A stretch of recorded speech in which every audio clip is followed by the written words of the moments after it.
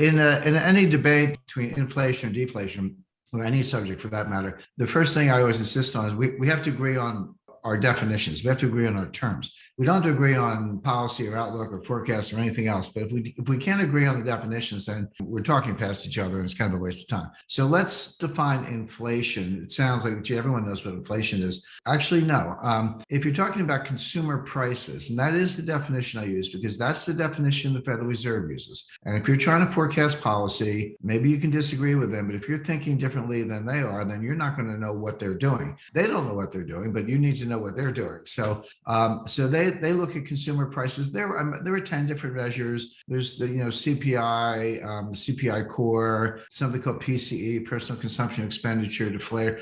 We don't have to get too bad. There are 10 different measures, but they're all about prices you pay for stuff. So milk and bread at the store, gasoline at the pump, medical costs, tuition, et cetera, et cetera. That's what I mean by inflation. That's what the Federal Reserve thinks. Now, there is this Austrian School of Economics, and they count asset prices as inflation. So stock prices, Bitcoin for that matter, gold, silver, land, et cetera. And they say, look, that's inflation. The stock market's at an all-time high, et cetera. Well, that's not my definition. Now, if you count asset price inflation increases as inflation, then we're sort of talking past each other. Now, I do agree that there are bubbles. I think the stock market's a bubble. I think other bubbles are forming. I certainly think Bitcoin's a bubble. But if you want to call it inflation, that's fine. But if we're going to have the debate, I'm talking about consumer prices. Now, when you talk about consumer prices, there is no inflation. It doesn't exist. And immediately someone says,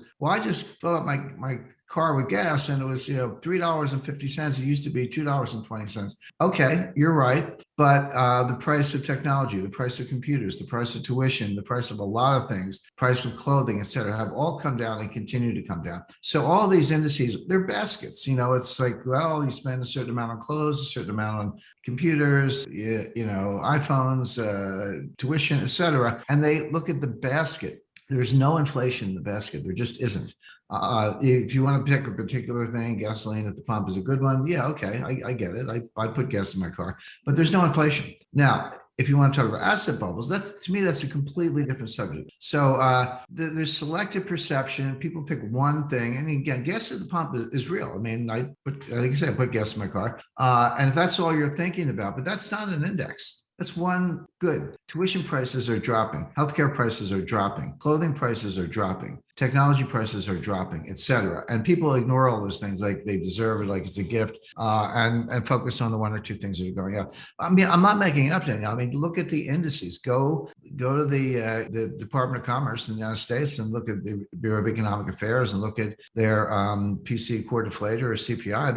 They're either down or flat. They're not going up. So we're now we're in the second quarter, okay? What happened in the second quarter of 2020? The U.S. economy went down 31%. It was the greatest quarterly drop on an annualized basis in history. And for the year, it was the greatest drop since 1946. So when you have an economy like that, and then you come into 2021, when they measure inflation, what are they actually saying? Well, they have the basket of goods and services, but they're looking at it either month over month or they're looking at a month year over year. So they're comparing, for example, April 2021 to April 2020. So a monthly data series on a year over year basis. If that's your comparison, yeah, inflation is going to go up, but that's only because the bottom fell out last year. You have to look at the base, and then you have to ask yourself, okay, I fell in a 50-foot hole. I climbed out 10 feet. I'm still at 40 feet in the hole. So yeah, so what he was saying is that in the coming months, you're going to see some upticks in some of those indices. That's true. But that's in comparison with the worst year since 1946.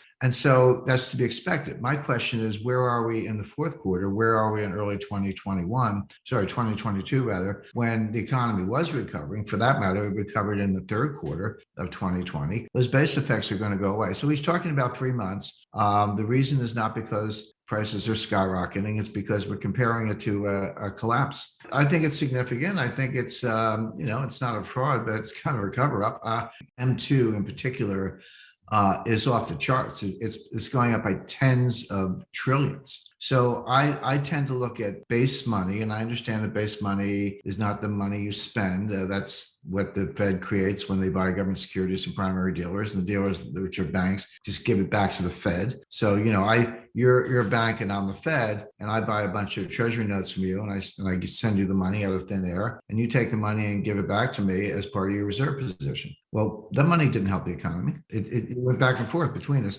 So the accounting entries, I'm not saying it's irrelevant, but that's not, there's no velocity behind the money at all. Now, M1, that's the money that the banks create when they, you apply for a mortgage and they go, okay, your mortgage is approved, here's the money. They just put it in your account. Again, it comes out of thin air. That kind of money can result in inflation, but it's not. And the reason it's not is because people are saving it. I mean, I looked at my bank account the other day, and there was $1,400 in the IRS. I said, "What's this?" It was my handout check from Joe Biden. I don't think I'm entitled to one, but I got one.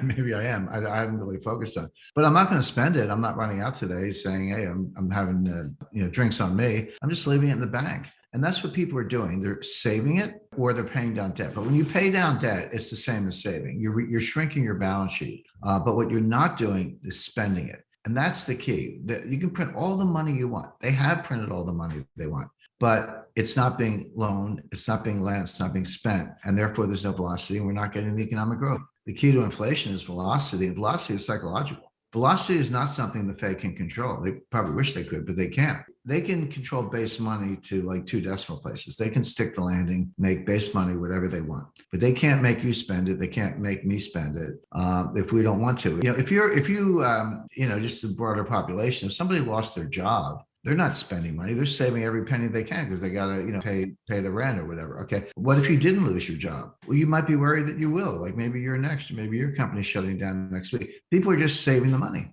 I want to make it clear, Danielle, this is not Jim's hypothesis. This is what the data says. If I have critics, I say, don't yell at me. Go look at the data and then get back to me. So the theory is, if you print money, you're going to get some growth, you're going to get some stimulus, and you're going to get some inflation. The reality is it doesn't work any more than the Fed printing, $3 trillion since the beginning of 2020. That hasn't created growth. That hasn't stimulated anything. So the point is, if the money is being spent, if the money is being, like you say, through the banking system, if it's being turned into more money with more credit and leverage, et cetera, it could possibly have a stimulative effect, but it's not actually what people are doing. They're paying bills, paying debts, or saving it. So in other words, the global velocity problem is no different than the national velocity problem. It's not there. No one has any confidence. They always want to put words in your mouth. Jim Rickards says, sell everything and buy gold. I've never said that. I don't believe the end of the world is coming. I recommended 10% allocation. So it's an extremely good asset. So for 2 reasons. Number one, we talked earlier about deflation. And yeah, there are deflationary trends. They're very powerful. They're not going away soon. But I expect it'll last for a year, maybe a little bit into 2022. But then sooner than later, meaning 2022, 2023, we're going to be hit with the greatest inflationary wave. The inflation is coming. It is definitely coming. It's just not here yet. And so when that happens, the gold is going to soar, obviously, and it's a good asset to have.